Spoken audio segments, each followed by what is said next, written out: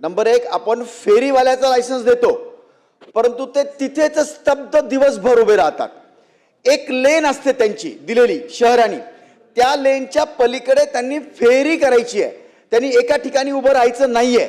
Number एक म्हणजे ट्रॅफिकला अडथळा होत नाही.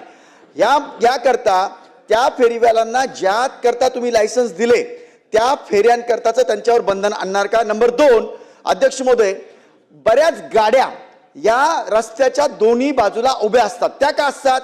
कारण की पार्किंग स्लॉट जे असतात आपले, ते पार्किंग स्लॉट फक्त कागदावर असतात, ते प्रत्यक्षात येत नाही.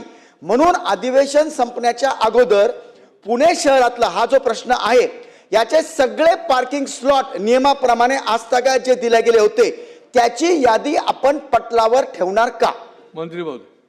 सन्माननीय अध्यक्ष महोदय, यादी पटलावर ठेवणार का यापेक्षा अशा ठिकाणी फेरीवाल्यांचा जो त्या ठिकाणी त्यांनी प्रश्न उपस्थित केला त्याचं उत्तर मगाशी मी दिलेलं आहे. लायसन होल्डर जे फेरीवाले आहेत त्यांना निर्धारित केलेलं जे ठिकाण आहे, निर्धारित केलेली जे क्षेत्र आहे त्याच्या बाहेर जर ते व्यवसाय करत असतील तर त्याच्यावरती ड्राईव्ह घेऊन महापालिकेच्या वॉर्ड ऑफिसरला कारवाई करण्याच्या सूचना आपण दिलेल्या आहेत.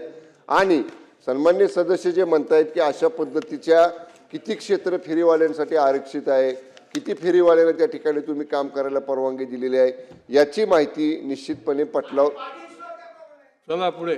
याची माहिती सन्मान्य सदस्यांना